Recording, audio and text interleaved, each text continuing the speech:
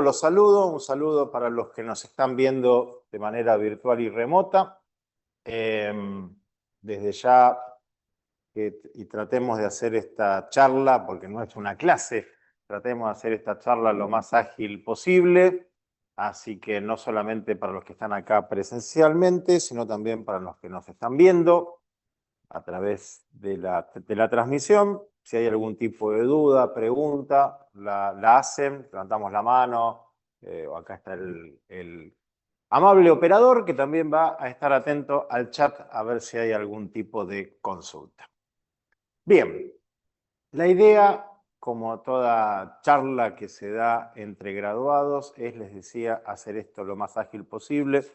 Y como la clase o la charla tiene como eje relaciones del abogado con el escribano, la idea un poco es tratar de ver en qué casos un abogado y un escribano tienen, respetando cada uno su ámbito laboral, que hacer trabajos conjuntos, ¿sí? A mí me gusta arrancar siempre por el principio, porque cuando el abogado recibe el cliente, muchas veces le dice a su cliente, bueno, necesito que me firmes un poder para actuar en tu representación en sede judicial. Y ahí empieza el primer punto de contacto entre el escribano y el abogado. Acá hay que hacer una aclaración. El Código Civil y Comercial, en cierto modo, ha flexibilizado la exigencia formal en cuanto al poder que se necesita para una representación judicial.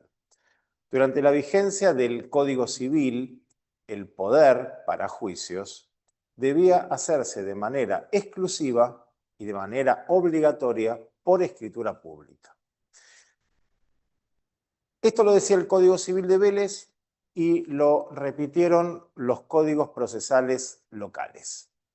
Hoy en día, el Código Civil Comercial, ya desde hace 10 años, por lo tanto, de nuevo Código Civil y Comercial le va quedando cada vez menos, pero el Código Civil y Comercial ha quitado la obligatoriedad de la escritura pública para el Poder Judicial.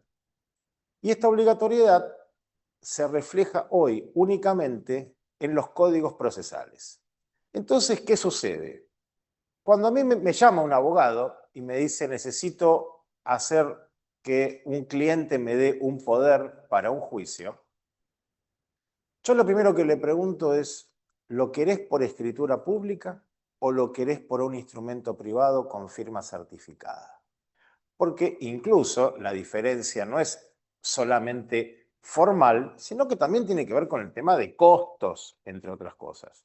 Y ojo, y también con otras cuestiones, como por ejemplo que si se hace por instrumento privado y el instrumento privado se pierde, supongamos que se hace un poder general judicial, que ahora vamos a ver lo que es, la diferencia entre el poder general y el especial. Pues supongamos que se hace un poder general judicial en instrumento privado, con firma certificada, y el instrumento privado se pierde. No hay más poder. Hay que hacerlo de nuevo.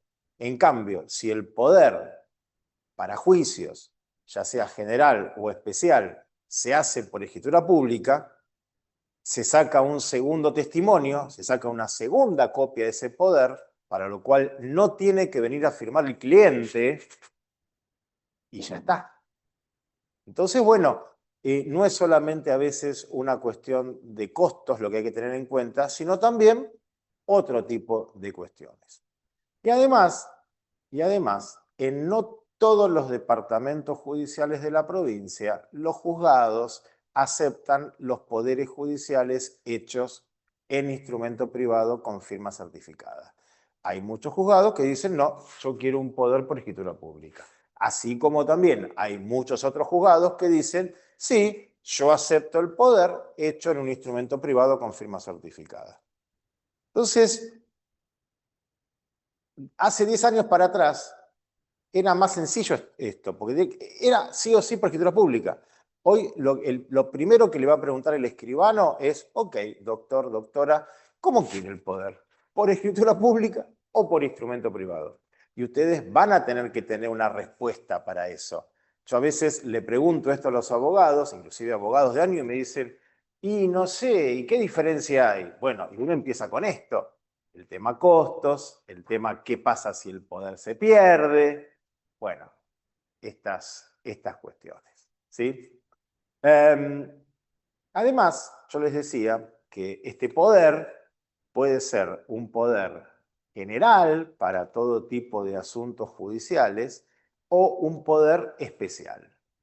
Esto también lo van a tener que ustedes conversar con sus clientes, porque muchas veces hay clientes a los que ustedes le dicen, bueno, necesito que me firme un poder, y el mismo cliente dice, sí, pero mire que yo le firmo un poder para esta causa o estas causas. En cambio hay otros que dicen, sí, le firmo un poder para todo tipo de asuntos judiciales y no hay ningún problema. A veces sucede, y esto por eso hay que charlarlo antes, que uno hace por defecto un poder general judicial y la persona que lo firma dice, no, no, yo quiero únicamente para la sucesión de mi padre o para este daños y perjuicios o para este reclamo laboral. Esto lo tienen que hablar con el cliente. Inclusive también en lo referente a las facultades de estos poderes. Exacto. Porque por defecto también a veces en estos poderes se incluyen facultades de cobrar y percibir por parte del abogado, lo cual está muy bien, porque el abogado muchas veces tiene que adelantar ciertos gastos judiciales u otras cuestiones, y está bien que cobre y después haga la rendición de cuentas. Pero a veces hay clientes que no quieren darle esta facultad de cobro al abogado. Entonces, para evitar cualquier situación no querida al momento de firmar el poder, son temas que el abogado previamente tiene que charlarlo con su cliente. Relacionado también con el tema de los poderes está también algo muy frecuente, que son los pactos de cuota litis. Los pactos de cuota litis, que son estos arreglos, de estos convenios ya prefijados de honorarios entre el abogado y el cliente, generalmente tienen una certificación notarial de firmas. Entonces ahí también hay otro punto de contacto, porque el abogado le solicita al escribano que certifique las firmas en estos acuerdos de cuota litis. ¿Sí? Pregunte. Creo que por ahí, si acá preguntan, se escucha bien acá. No, entonces vos decime la pregunta y yo la voy a repetir. Sí. ¿Cómo se hace? ¿Escritura pública?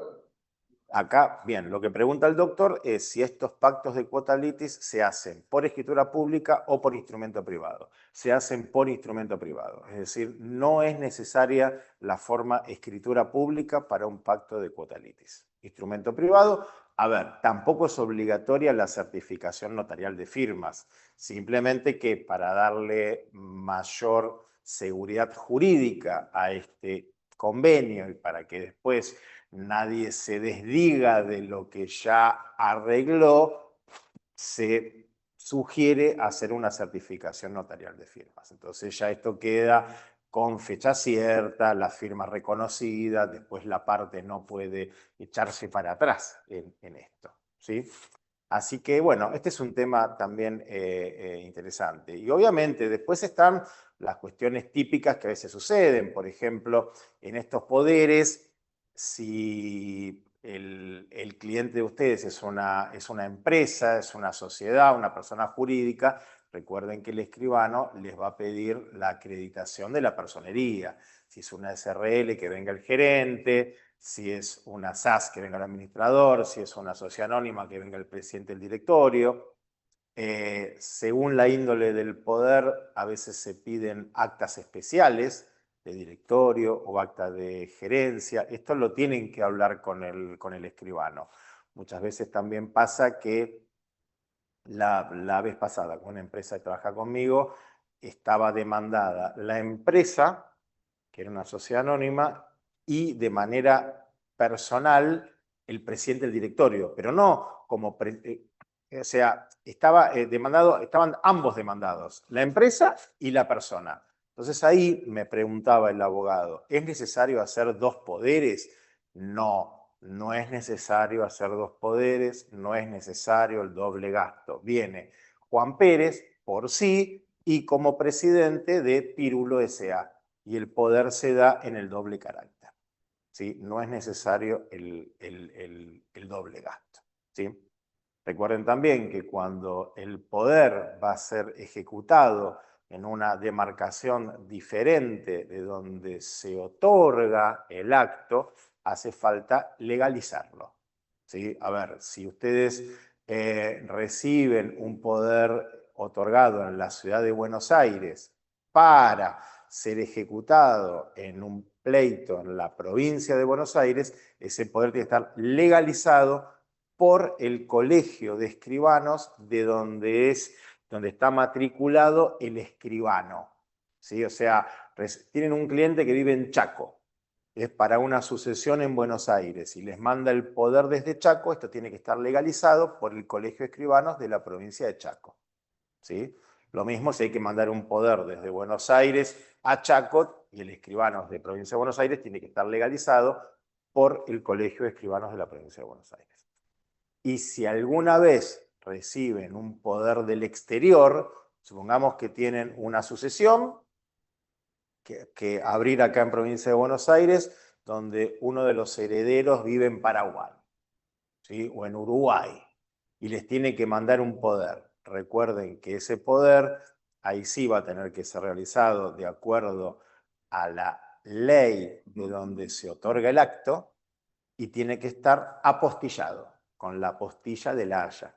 ¿Qué es la apostilla de la Haya? Es una legalización internacional. Las legalizaciones de los colegios son fronteras para adentro para ir de una provincia a otra. En cambio, cuando el documento tiene que ir fronteras para afuera, o sea, de la Argentina hacia el exterior, o viene desde un país del exterior para ser ejecutado en Argentina, se necesita la legalización internacional, que es la de la apostilla de la Haya. ¿Sí? Les comento también, esto no tiene mucho que ver con las cuestiones estrictamente notariales, pero si hay que apostillar un documento emitido en la Argentina para ser válido afuera, la apostilla se realiza de dos maneras. Yo los comento igual para que sepan. Una, a través de la plataforma de trámites a distancia del Ministerio de Relaciones Exteriores, la plataforma TAT, o en cualquier colegio de escribanos del país.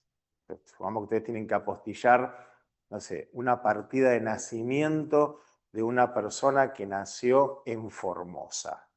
Y la tienen ustedes como documento digital acá, ¿sí? En Buenos Aires.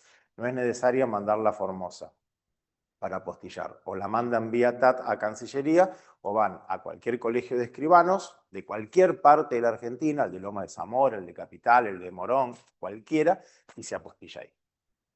¿Sí? Así que bueno, eso ténganlo presente para cuando tengan que apostillar documentos. Bien. En cuanto al principio, ¿no? O sea, yo siempre digo, la primera relación entre el abogado y el escribano es esto, es el poder que el cliente le da al escribano, que el poder que el cliente le da al abogado, para lo cual se necesita intervención notarial. Bien. Sí, sí, Graciela.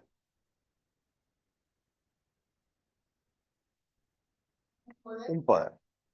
Un poder para una asociación. Sí.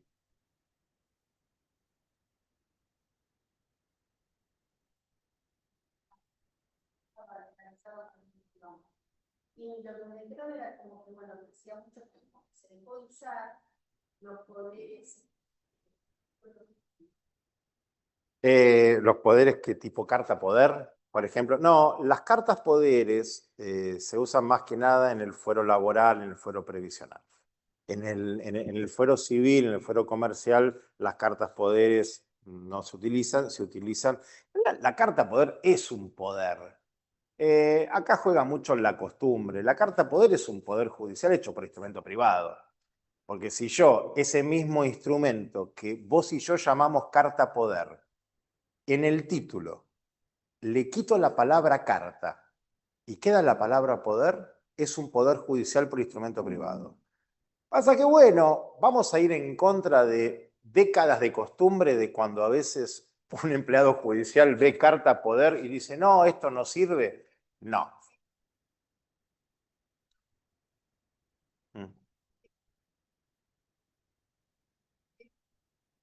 Piden la misma documentación, y cada vez que tengo que presentar alguna documentación o alguna cosa, bueno, a ver, lo que pregunta acá la doctora es, obviamente, en los expedientes judiciales, vos como abogada estás como apoderada o como patrocinante. Si estás como patrocinante, salvo que el escrito sea de mero trámite, por ejemplo, acompañas la contestación de un oficio. Eso lo puedes hacer vos sola, pero si estás haciendo una petición y sos patrocinante, necesitas que tu cliente venga a tu estudio jurídico y te firme en tu presencia el escrito.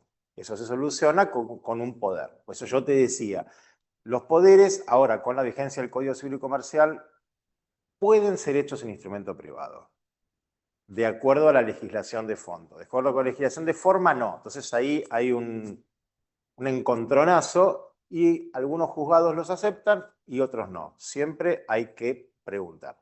El costo de los poderes, como el costo de todos los actos notariales, y al igual que lo que sucede en la ley arancelaria de los abogados, en nuestra provincia nosotros tenemos, tanto para el abogado como para el escribano, leyes arancelarias. Estas leyes arancelarias son de orden público. Para el abogado, la medida arancelaria es el IUS. ¿Viste? Estás en una asociación, te regulan 14 IUS. Bueno, nosotros tenemos una ley arancelaria que establece que las actualizaciones las puede realizar, en el caso de los abogados es la Corte, en el caso de los escribanos, el Consejo Directivo del Colegio de Escribanos. Y hay tablas arancelarias. Un poder, calculale, un poder general judicial de más o menos 2 hojas, que incluye las 2 hojas matrices, las 2 hojas de testimonio, los aportes que tenemos que pagar al colegio, con IVA y todo esto, más o menos 180.000 pesos. Más o menos. Es para que tengas una idea. Más o menos, puede salir un poquito menos, pero estamos ahí. Estamos ahí. Digo, bueno, obviamente, vos ahí tenés que hablar con tu cliente y decir, mire, si usted gasta esto, no tiene, bueno, se lo ahorra en Uber, no me cabe duda. Sí, según donde viva, se lo ahorra en Uber, o con 2 o 3 Uber ya se pagó el poder, y además este poder puede ser un poder general, con lo cual te puede servir, no sé, tenés que hacerle una sucesión, un reclamo jubilatorio, otro tipo de cosas, y gasta una sola vez. ¿Sí? Pero bueno, sí, está la cuestión del bolsillo. Para el abogado es muchísimo más cómodo actuar como apoderado, que no estar diciendo, necesito, y después los procesos se alargan, y después la gente te dice, ¿cómo tarda el proceso? Bueno, pues usted va a demorar 15 días en firmar un escrito, obviamente eso suma en el plazo total. ¿Sí? Decime. No. Acá lo que pregunta el doctor es si el poder se confiere por un plazo determinado. Esto lo va a decidir quien otorga el poder. ¿Sí? En general, en los poderes judiciales no se le pone un plazo, porque no se sabe cuánto puede durar el litigio. A ver, uno puede estimar una sucesión, más de 2 años no te tendría que llevar, salvo que sea muy controvertida. Pero en los poderes judiciales no se pone plazo. En otro tipo de poderes sí se pone plazo. No tanto los especiales. Por ejemplo, yo te doy un poder a vos para que me representes ante cierta empresa para hacer determinado tipo de trámites. Yo eso lo puedo limitar en el tiempo. Es más, hasta es conveniente limitarlo en el tiempo. O un poder, yo te doy un poder a vos para que respecto de tal propiedad la administres, firmes contratos de alquiler, etcétera, etcétera, etcétera. Y yo ahí puedo decir, mira, te doy un poder de administración por 5 años. o un poder de venta. A ver, sucede muchas veces que yo te compro a vos una casa. No tengo dinero para hacer la escritura. Entonces, pero yo te la pago la casa. Entonces yo te digo, bueno, dame un poder. Claro, pero mientras yo no haga la escritura, vos vas a ser responsable frente a AFIP, bueno, ahora ARCA, ARBA y un montón de organismos, vas a ser responsable tributario. Entonces vos, que sos el titular dominial, podés llegar a tener interés en que yo no me cuelgue para hacer la escritura, diciendo, ¿y cuánto tiempo vas a estar para hacer la escritura? Y no sé, hasta que junte plata para la escritura. Bueno, pará, yo tampoco quiero aparecer ahí porque puedo ser múltiple contribuyente, tener que pagar bienes personales, te doy un poder por 2 años. En 2 años juntar la plata para hacerla. Ese tipo de poderes sí tienen en general limitaciones en el tiempo, pero poder judicial a mí nunca al menos me han pedido que sea por un plazo determinado. Sí que sea para actuar en determinado expediente y no otro. Eso sí, y es bastante frecuente. Termina el litigio y termina. En general lo que suele ponerse en esos casos es que el poder son daños y perjuicios. ¿Sí? No sabes a veces para dónde se puede ramificar. Entonces uno dice, bueno, para actuar daños y perjuicios tal y todas las causas judiciales que de él se deriven. Entonces decís, bueno, es una especie de ampliar un poquito esa competencia limitada. ¿Sí?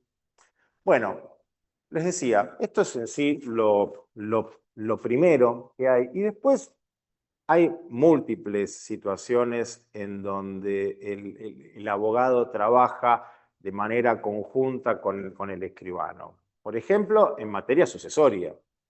Hay muchas situaciones en donde es necesaria la colaboración, el trabajo conjunto entre el abogado y el escribano. Por ejemplo, muchas veces les va a pasar o les ha pasado que en una sucesión donde hay varios herederos, uno le quiere comprar su parte al otro. Sucede. Y entonces, ¿qué se hace en esos casos? Se hacen sesiones. Se hacen sesiones de derechos hereditarios. Las sesiones de derechos hereditarios, sí, el Código Civil y Comercial establece en el artículo 16-18 que la forma obligatoria es la escritura pública. Entonces ahí inevitablemente e ineludiblemente hay que hacerlo esto con intervención notarial. En las sesiones de derechos hereditarios, bueno, lo vieron ustedes en el grado o en la práctica. Recuerden que las sesiones pueden ser de derechos hereditarios o cuando hay un cónyuge supérstite, una viuda o un viudo, puede ser también de derechos gananciales, porque no es lo mismo ceder derechos hereditarios que ceder derechos gananciales. Y este es un error común, porque en general llamamos cesión de derechos hereditarios a todo, ¿sí? Pero muchas veces no se ceden derechos hereditarios, se ceden derechos gananciales. A ver, supongamos que tenemos una propiedad que la compró Juan casado con María, ¿sí? Y ese matrimonio tiene hijos. Se murió Juan, queda María, y María le quiere ceder su parte a sus hijos. Al ser el inmueble ganancial y haber hijos, María, la cónyuge supérstite, no lo hereda a Juan. Solamente retira su 50% como socia en esa comunidad. Entonces ahí si María quiere ceder, no va a ceder derechos hereditarios, porque ella no es heredera, cede derechos gananciales. Y acá suceden cosas que no tendrían que pasar. No tendrían que pasar. ¿Qué cosas no tendrían que pasar? Y no tendrían que pasar las confusiones. ¿Sí? Y acá, cuando yo digo siempre que el abogado trabaja de manera conjunta con el escribano, acá el error a veces que se da es conjunto entre el abogado y el escribano, porque el abogado le dice al escribano, necesito que María ceda los derechos hereditarios, sin verificar que no son derechos hereditarios, que son derechos gananciales. Y el escribano continúa en el error en no preguntarle al abogado, pará, pero ¿la propiedad era ganancial de Juan o era propia de Juan? ¿Y hay hijos? ¿No hay hijos? Porque mirá que si era propia, está bien que María ceda derechos hereditarios, pero mirá que si era ganancial, cede gananciales. ¿Cuál sería la diferencia? ¿Cuál sería la diferencia? Bueno. Bueno, ahora vamos a la donación. Bueno, ¿cuál es la diferencia? Voy a hacer un chiste muy malo, pero la gente se sigue casando. La gente se casa. ¿Sí? Cuando la gente se casa, esto genera problemas jurídicos. Los problemas jurídicos se ven. ¿Por qué te reís? No te rías. Bueno, pero pasa esto, pasa. Los problemas jurídicos del matrimonio, los problemas jurídicos, no los problemas familiares. Los problemas familiares se ven durante la convivencia. Los problemas jurídicos del matrimonio se ven en el divorcio y en la muerte. Cuando nuestro Código Civil y Comercial, y voy un poco más allá para después volver, permite hoy las convenciones matrimoniales antes de casarse, y que dos personas que se quieran casar puedan elegir entre el régimen de ganancialidad, que es el clásico, y el régimen nuevo, el de separación personal, donde lo tuyo es lo tuyo y lo mío es lo mío, y en caso de divorcio, a vos no te toca nada de lo mío, ni a mí me toca nada de lo tuyo, y cada uno sigue su camino feliz y contento. Esa convención matrimonial, donde elegimos el régimen de separación personal, ojo, que soluciona el problema jurídico del divorcio, pero no soluciona el problema jurídico de la muerte. Cuando vos tenés cónyuges en régimen de separación personal y yo, por ejemplo, adquirí bienes a mi nombre y me muero, ojo que vos, que sos mi cónyuge, me heredás.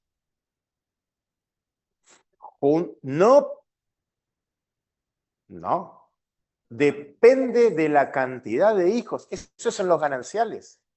Porque si tenemos 5 hijos, vos vas a heredar la misma parte que cada uno de los 5 hijos. O sea, mi herencia se va a dividir en 6. 5 hijos más vos. Porque son bienes personales. En cambio, si estamos casados en régimen de ganancialidad y yo me muero, vos tomás tu 50% y mi 50% va para mis 5 hijos. No es lo mismo heredar una sexta parte que heredar 5 décimos, o sea, la mitad. Entonces vos decís, ¿qué diferencia hay en una sesión donde, y ahora vuelvo de donde partí, donde se digan derechos hereditarios y gananciales? Supongamos que estamos casados en régimen de ganancialidad, en el régimen clásico, ¿sí? Y durante nuestro matrimonio, yo compré un inmueble. Durante nuestro matrimonio. Por ende, está en régimen de ganancialidad. Pero yo tengo un inmueble heredado de mis padres.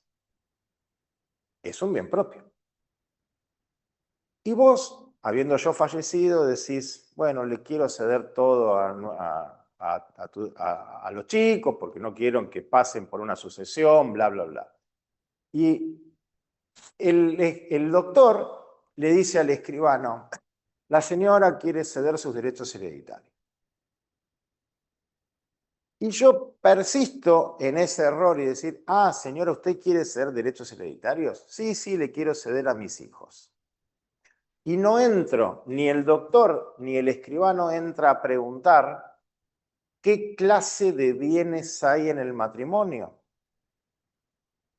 Y entonces pone derechos hereditarios. Ojo que solamente cediste tu calidad de heredera en el bien propio que yo traía de la herencia de mis padres y no cediste el 50% ganancial. Y esto pasa en el tiempo, vos también falleces, muchos años, también falleces. Tus hijos quieren vender y el escribano que analice esto va a decir, perdón, la señora solamente cedió derechos hereditarios. Por los gananciales no los cedió y hay que hacer la sucesión. Entonces hay que trabajar de manera conjunta, escribano y abogado.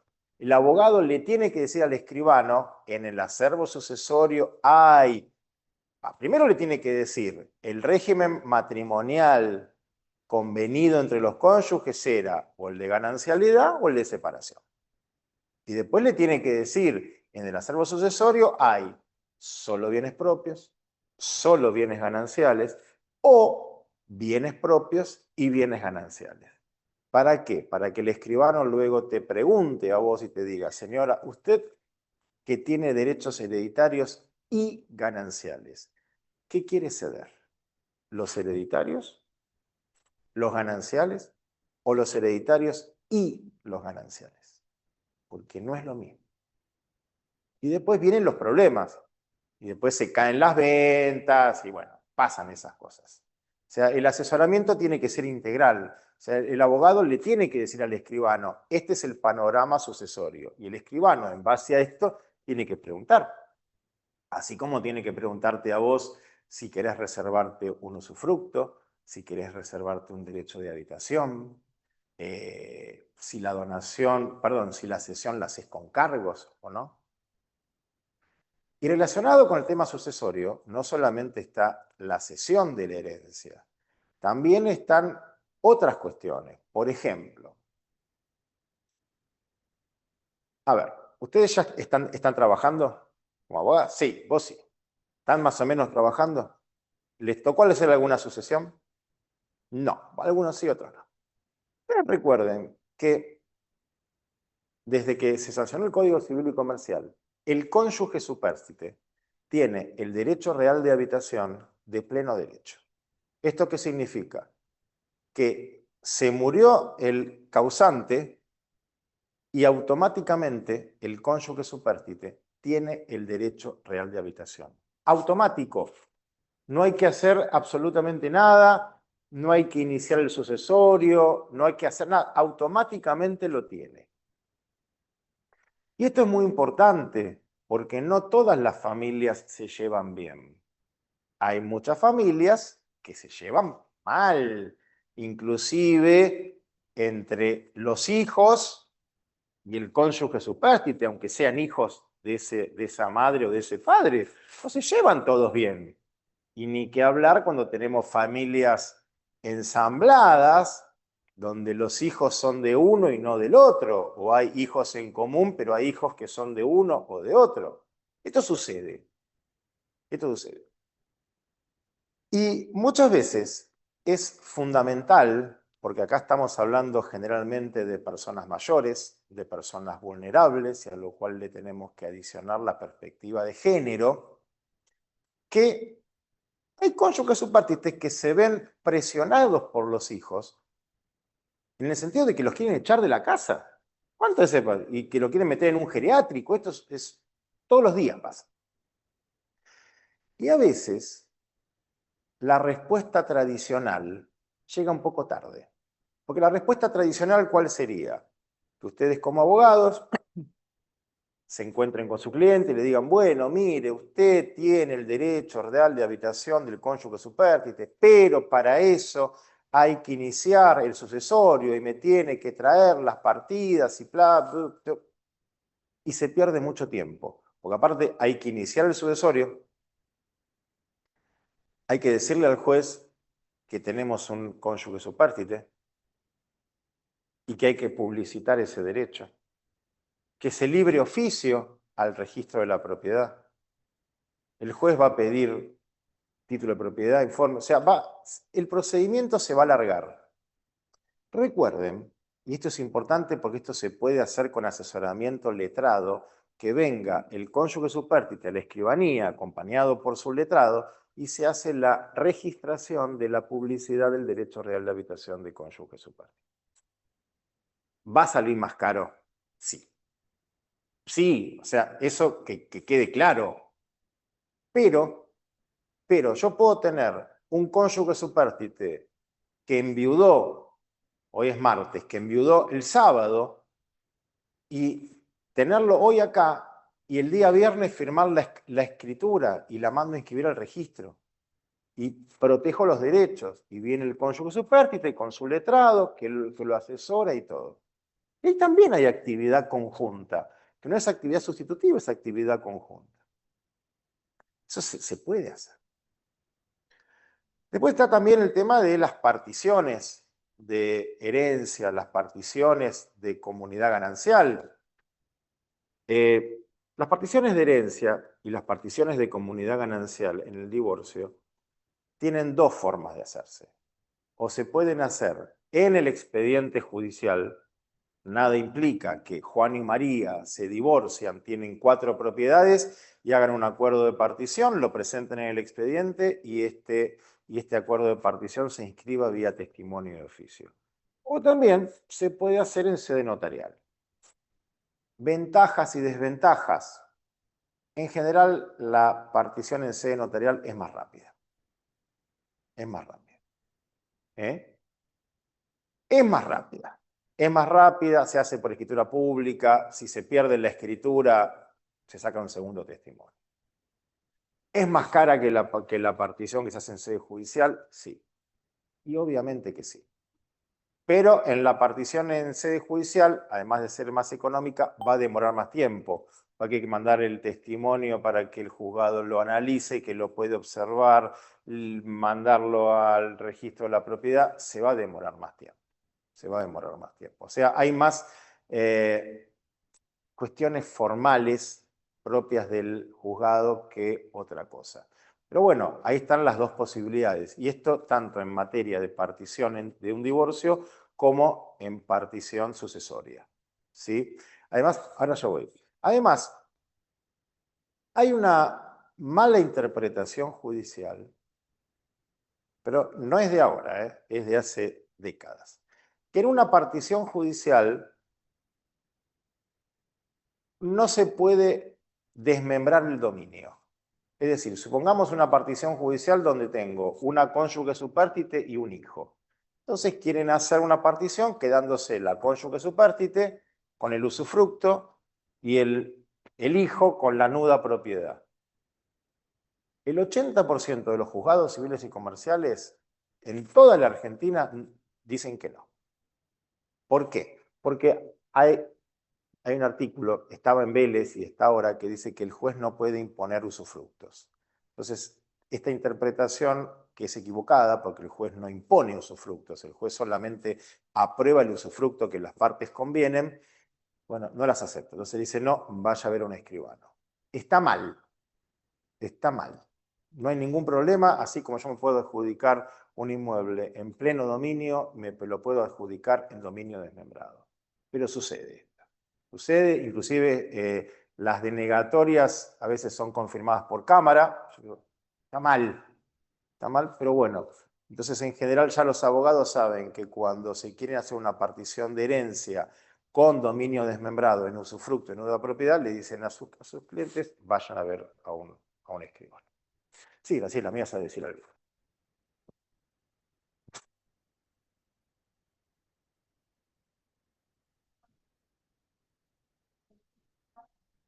Sí. Sí.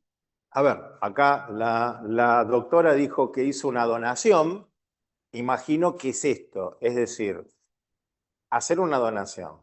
Que eso es a veces otro acto muy, muy común, inclusive en materias relacionadas con sucesiones, cuando un padre o una madre dicen, bueno, por tracto abreviado quiero donar un inmueble a mis hijos, o sin tracto abreviado, están ambos en vida y quieren hacer una donación a sus hijos. Ahí hay que también buscar, hay que hacer un asesoramiento, porque en realidad no siempre está bien hacer una donación. A veces hay que hacer algo que no se hace muy frecuentemente, que es la partición por ascendiente por donación, que es otra cosa. Es otra cosa, ¿sí? Porque si yo tengo dos hijos y quiero que un inmueble vaya, no sé, el inmueble de Lomas para una y el inmueble de Almirante Brown para la otra, yo en realidad ahí no tengo que hacer un contrato de donación. Tengo que hacer una partición por ascendiente por donación, donde yo transmito adjudicando el inmueble de Lomas a una hija y el inmueble de Almirante Brown a otra. La figura correcta es partición por ascendiente por donación, porque ustedes dos entonces van a decir que los bienes que reciben son equivalentes. Si en cambio yo hago contratos de donación y los valores de los bienes no son equivalentes, eso puede generar algún tipo de reclamo posterior entre ustedes vía acción de colación. Cosa que no sucede cuando se hace una partición por ascendiente por donación. Entonces, para eso también necesita el asesoramiento del abogado, hablar con el escribano y decirle, mire, lo que quieren mis clientas es no un contrato de donación típico, sino una partición por ascendiente por donación. ¿Sí? En las donaciones, tanto partición por ascendiente por donación o el contrato de donación en sí, recuerden siempre que la donación puede estar modalizada, es decir, puede ser de nuda propiedad con reserva de usufructo, se puede imponer un cargo, se puede pactar una cláusula de reversión, es decir, que un padre le dona un inmueble a un hijo y se establece la reversión para el dolorosísimo caso que el hijo fallezca antes que el padre. Entonces, la propiedad, en vez de pasar a los herederos de este hijo donatario, revierte, vuelve al donante. ¿Sí? Porque muchas veces hay padres y madres que dicen, bueno, yo quiero donar, pero yo no quiero que si le pasa algo a mi hijo vaya al cónyuge de mi hijo. Quiero que todo quede en la familia. Entonces se pone esa cláusula de reversión como para que ese bien donado permanezca siempre en la familia de origen.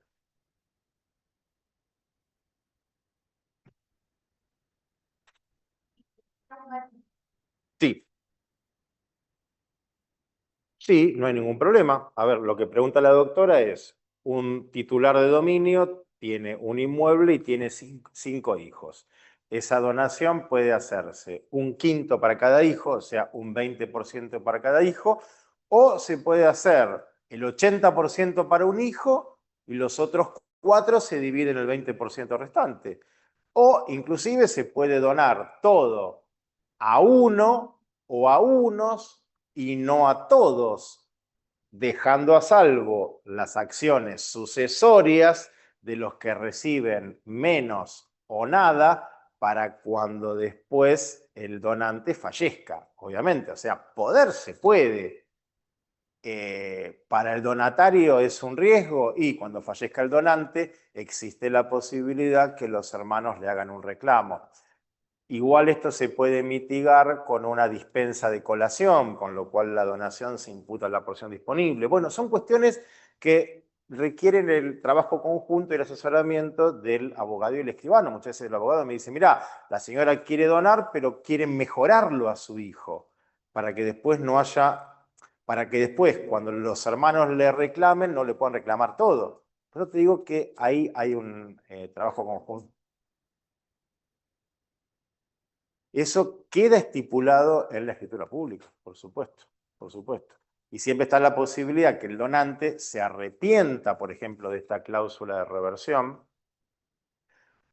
o el donante se arrepienta de la mejora de la dispensa de colación y se deja sin efecto. Y ya está. Doctora, las donaciones de bienes registrables son siempre por escritura pública, lo cual no significa que todas las donaciones sean por escritura pública, porque suponete que vos tenés un padre que le quiere regalar a su hijo $50.000 para que su hijo se compre una casa. Esa donación de dinero no requiere escritura pública. Es más, las donaciones manuales no requieren instrumentación. se hace un instrumento de donación, ¿para qué? Para la prueba, porque después viene AFIP, ARCA, ¿no? Y le dice a este señor, y usted compró $50.000, pero usted tiene 19 años y es preceptor en una escuela, ¿dónde sacó $50.000? No, me lo donó mi padre. A ver, ¿dónde está el contrato? Tome, acá está el contrato de donación de dinero. El cual no se tiene que realizar obligatoriamente por escritura pública, sino que se puede hacer por instrumento privado. Es un instrumento privado con certificación de firmas. Exactamente, exactamente. Recuerden también siempre que el escribano está a mitad de camino entre un mero profesional de derecho y un funcionario público.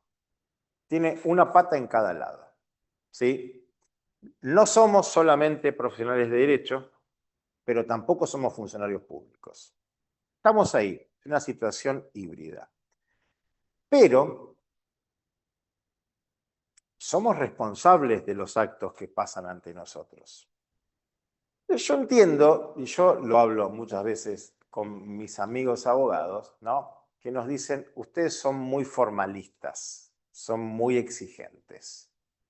Es cierto, somos formalistas, tratamos de ser detallistas y puntillosos. ¿Por qué? Porque somos responsables de lo que hacemos.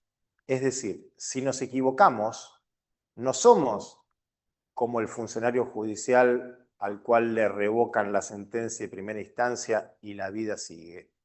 Nosotros somos responsables con nuestro patrimonio de los actos que realizamos. Entonces, a veces también, y en esto siempre yo le digo a los abogados, pónganse en nuestro lugar. Por eso nosotros a veces pedimos cosas que muchas veces uno dice, ¿para qué me la pide el escribano? Y la pido justamente para no cometer errores y que después la gente no tenga problemas, ¿sí?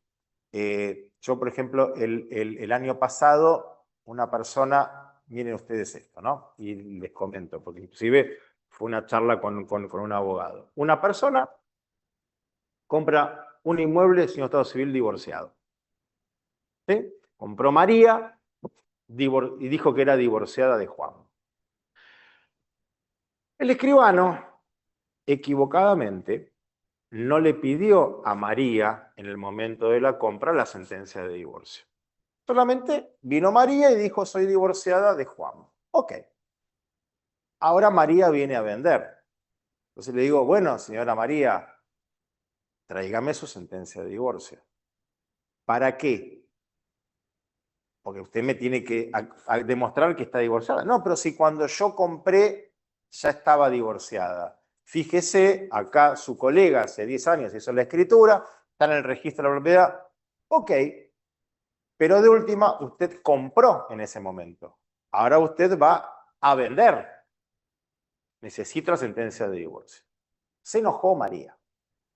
Se enojó, no le gustó nada. No, mi abogado lo va a llamar. Perfecto, yo me pongo contento cuando hablo con alguien y le digo, sí, pásame su abogado porque nos entendemos. Me llama el abogado, no, qué sé yo, le digo, doctor, necesito sentencia, pero ¿por qué? Bla, bla, bla. Doctor, necesito la sentencia. Pero si ya en la escritura y en el registro, doctor, necesito chequearlo. Esto lo tendría que haber hecho mi colega, no lo hizo. Bueno, después me enteré, había mentido la señora. No estaba divorciada cuando compró. Estaba casada. Se divorció después. Pues cuando me traen la sentencia de divorcio, por el efecto retroactivo, no alcanzaba el efecto retroactivo a cubrir la compra. Señora, usted compró casada. No, pero yo ya estaba separada de mi marido en ese momento. Ok, yo se lo creo. Entonces, haga una cosa, señora. Vaya a ver a su abogado y dígale que modifique la sentencia de divorcio declarando que el efecto retroactivo no era al momento de la notificación de la demanda, sino al momento de la separación de hecho. Entonces le va a cubrir la escritura por el efecto retroactivo. Pero señora, usted, si no tiene este efecto retroactivo a la separación de hechos, usted compró casada. No le gustó ni medio. Lo tuvieron que hacer. ¿Sí? Fíjense si yo no hubiese hecho esto, que es lo que corresponde hacer. ¿Es molesto? Claro que es molesto. Pero por supuesto que es molesto, ¿eh? Porque en el 90% de los casos me dicen, tome, acá tiene la sentencia de divorcio. ¿Está contento ahora? Sí, señora, estoy contento porque estoy cumpliendo con mi deber. Pero hay un 10% que le digo, señora, usted compró casada con las consecuencias que eso trae. Porque imagínense, el abogado después lo pudo solucionar, había buena onda con el ex cónyuge. Y si el ex cónyuge le dice, mentira, nunca estuvimos separados de hecho en esa época. O le dice, ok, estuvimos separados de hecho, pero la plata con la que compraste el inmueble era ganancial, por eso es ganancial. Y le pide el 50%. Y se lo gana. Y se lo gana. Ojo con esto. Inclusive, dale, sí, decime, si tiene la sentencia, bien, si tiene la sentencia, pero no está inscripta, si tiene el testimonio de la sentencia, tiene la misma validez. Ahora, si solamente tiene la fotocopia de la sentencia, fotocopia cuando era formato papel, o me trae un print de pantalla de la MEP donde está la sentencia, no me sirve. Yo le voy a pedir y te voy a pedir que esté o la sentencia inscripta o el testimonio, porque eso me asegura que la sentencia quedó firme y además, algo muy importante, que no hay reclamos arancelarios y aportativos, porque eso es otra. Esto está buena también. Y esto es inentendible que haya abogados que se enojen con el escribano por esto, pero créanme que se me enojan. Cuando hay una sucesión, el escribano debe verificar que se pagó la tasa y la sobretasa, que se pagó el impuesto a la transmisión gratuita de bienes, el ITGB, que se cumplieron los aportes a la caja de previsión y que el abogado cobró los honorarios. La ley arancelaria de los abogados dice que no se puede inscribir por tracto abreviado ninguna operación si los honorarios no están pagos, o sea, percibidos o afianzados. Yo escribano, y vuelvo a decir, yo no entiendo por qué hay veces abogados que se me enojan por esto. Yo no puedo hacer una escritura por tracto abreviado si el abogado no me dice cobrar los honorarios. Porque si el abogado me dice que no los cobro, yo soy agente de retención. Yo trato que eso, porque imagínense, es un engorro. Retener está bien, son 47 IUs, ok, multiplico cuánto está el IUs y todo. Listo, perfecto. Es un engorro tener que retener plata, después hay que transferírselo al abogado. Lo he hecho más de una vez, ¿eh?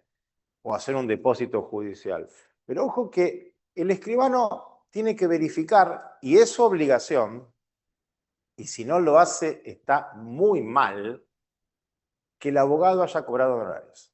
Yo ayer firmé una escritura a las 3 de la tarde y el abogado era remiso, el abogado había cobrado, es más, hasta allá se generó una situación medio compleja con su cliente, el vendedor, porque yo le vengo diciendo al vendedor desde hace una semana, le digo, tu abogado no dijo que cobró los honorarios. Llegó el día de la firma, eran 3 menos 5 y no me había mandado la carta de pago. Le digo, le tengo que retener los honorarios. Igual me la mandó por un mail todo. Pero en esto quédense tranquilos ustedes como abogados, que el escribano va a actuar como agente de retención.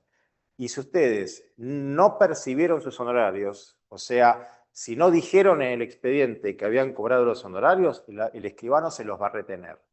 Muchos abogados correctamente dicen en las sucesiones, acompaño aportes, pero pongo de manifiesto a vuestra señoría que no he percibido mis honorarios. Eso es una luz amarilla que le sirve a todos para decir, ojo, que hay que llamarlo para que cobre los honorarios. Porque muchas veces el abogado cobra los honorarios con la venta del inmueble.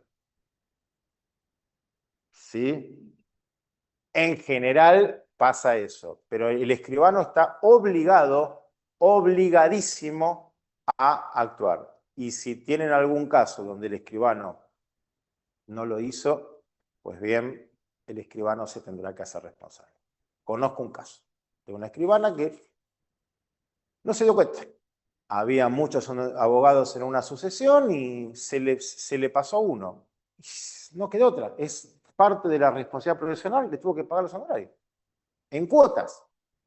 Arregló con el abogado. Y sí, se los morfó, como suele decirse. Por eso muchas veces también, a ver,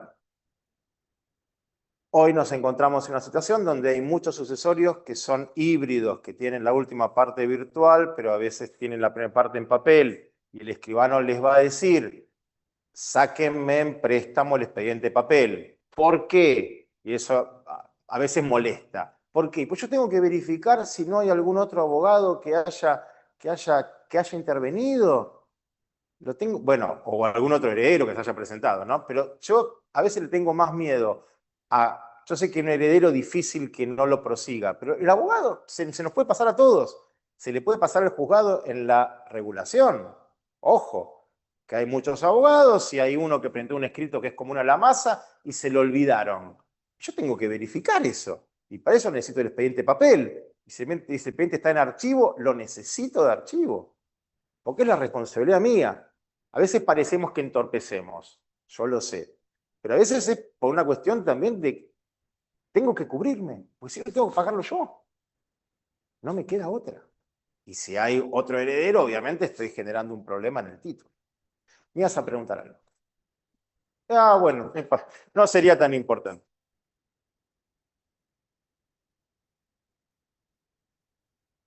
Bueno, ya te vas a acordar. Y bueno, y un poco no quería irme porque ya estamos en la parte final.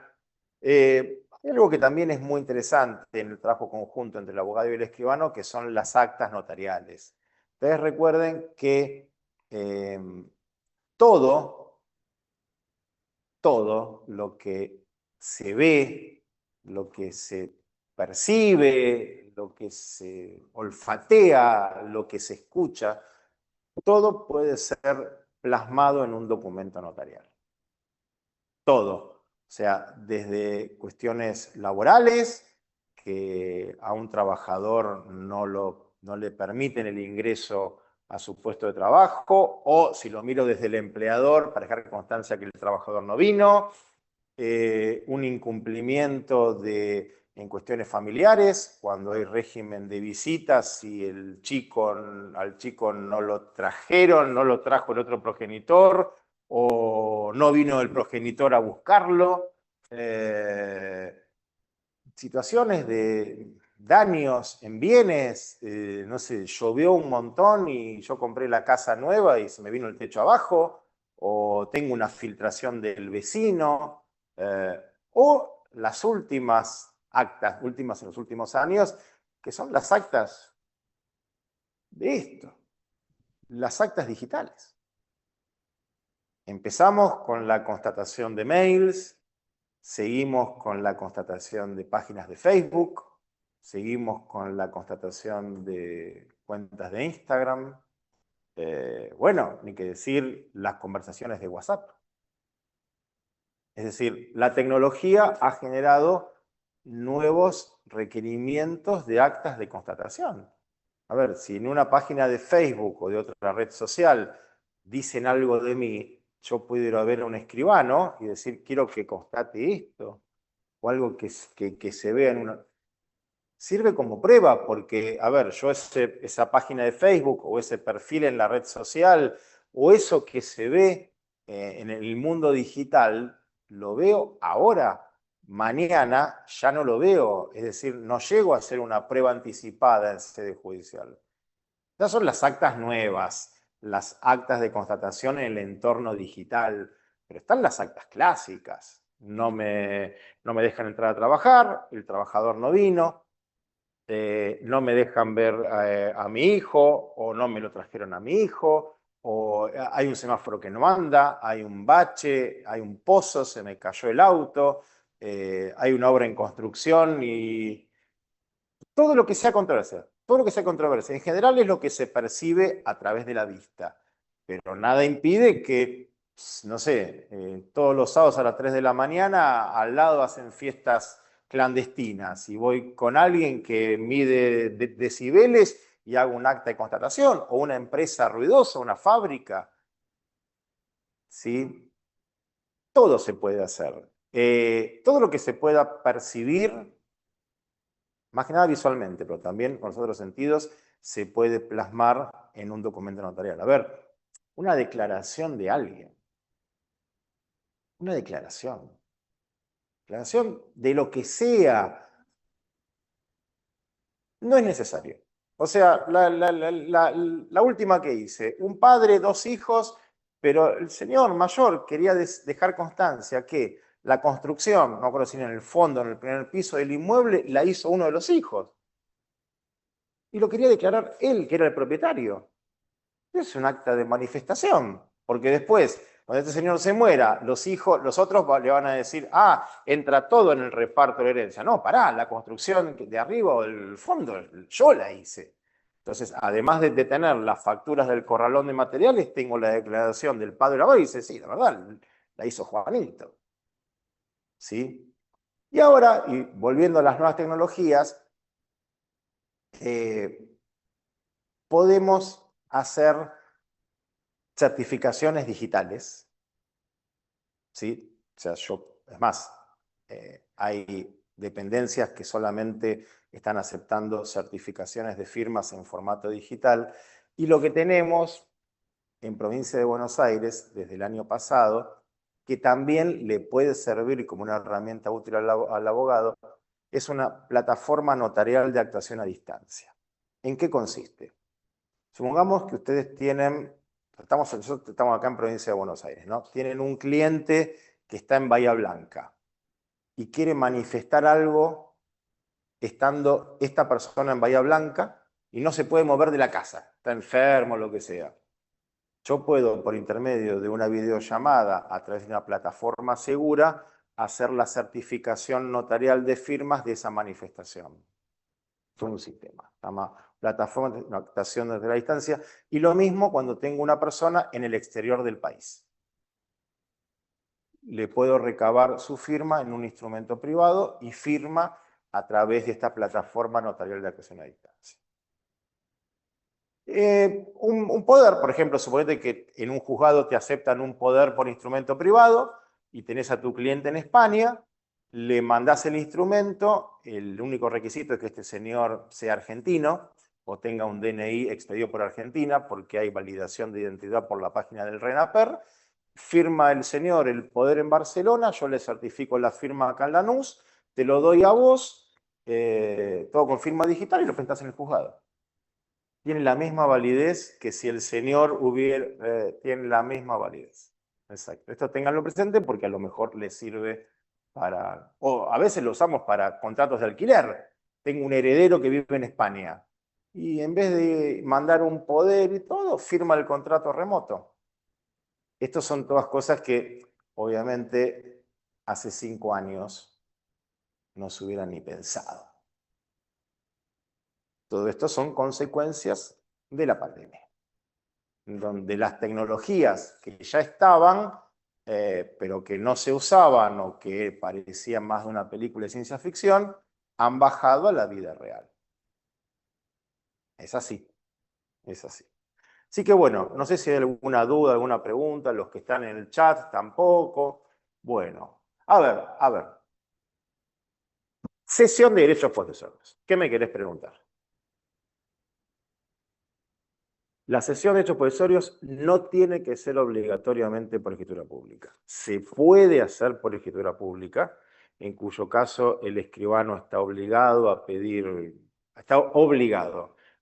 informes registrales y todo así, o se puede hacer por instrumento privado, en donde el escribano no está tan obligado, aunque está sugerido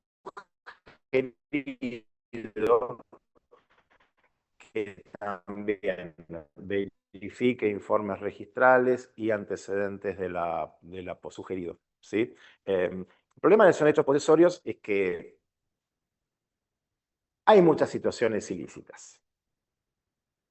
Hay personas que se aprovechan de las necesidades habitacionales de otros y ceden más de una vez derechos posesorios. Y entonces ya desde el Colegio de Escribanos se ha sugerido enfáticamente que el escribano, al certificar este tipo de contratos, no se limite solamente a recabar la firma de ese escenario, sino también que se ponga un poco en el rol de juez para evitar un litigio futuro y que le exija al cedente pruebas de su posesión. Si tiene el plano de posesión, facturas de servicios a su nombre, etcétera, etcétera. Bueno, ella pasa que ella me dice derechos posesorios. ¿Sí? Y si es heredero del poseedor, está bien. O sea, ponele que un señor poseyó durante 15 años un inmueble y se murió. Y viene el hijo a ceder derechos posesorios. En realidad ahí es cesión de derechos hereditarios que comprende los derechos posesorios. Ahí igual también hay que pedir algún tipo de documentación. ¿Sí? Graciela, una pregunta más, dale. Así no me mandás un WhatsApp después. Dale, dale, Graciela, dale.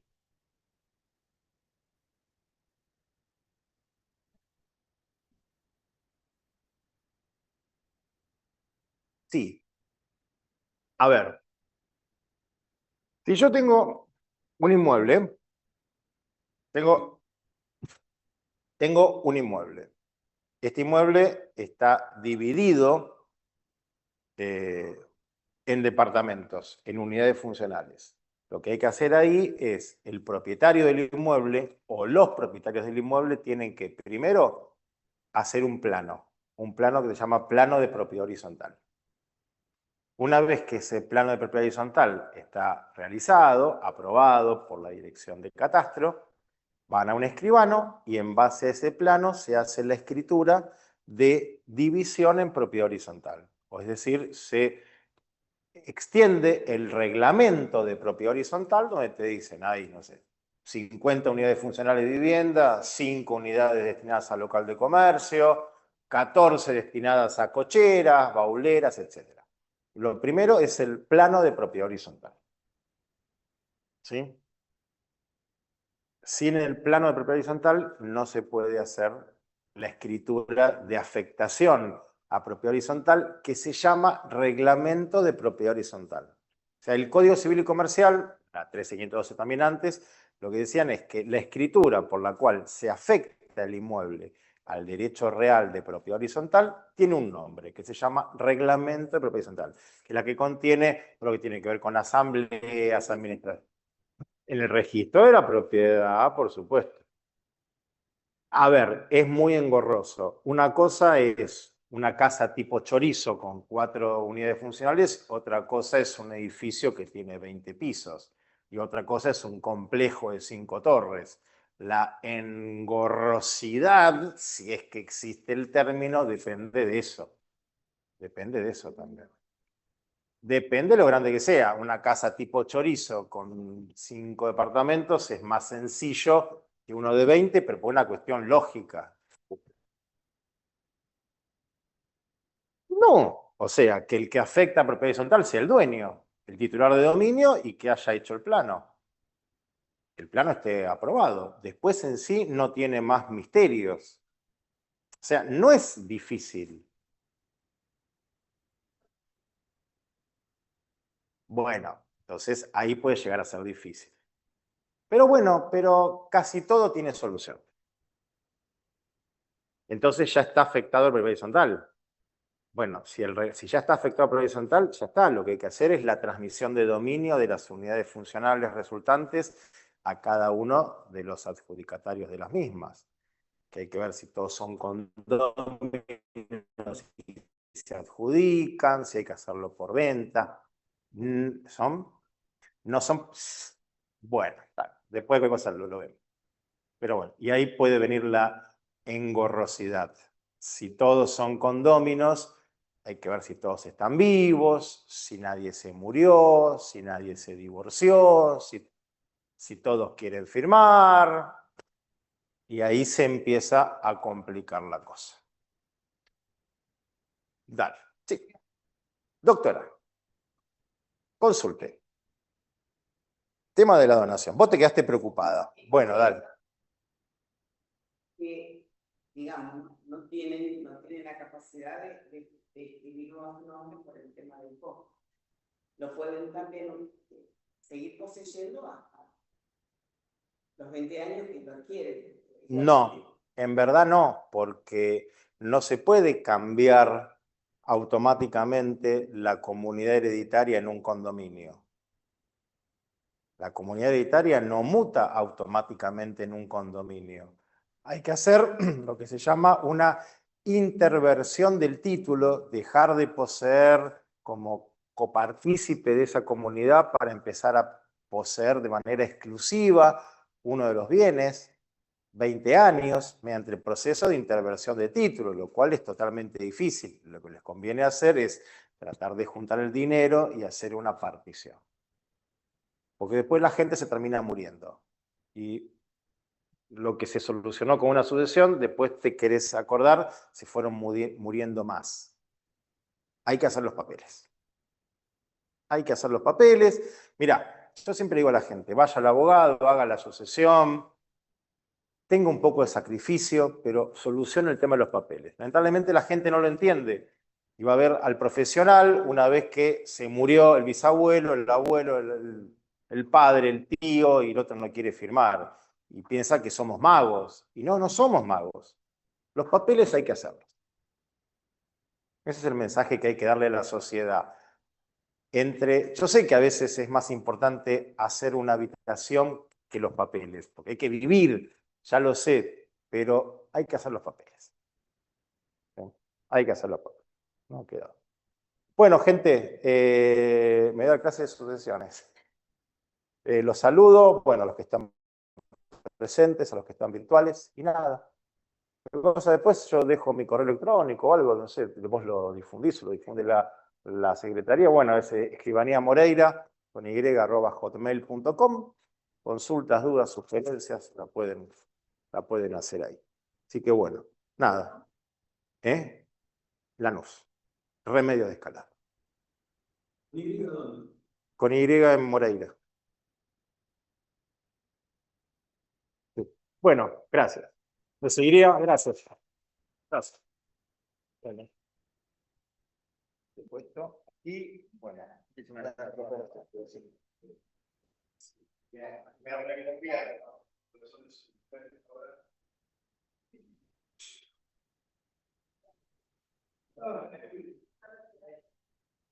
bueno, cuídense.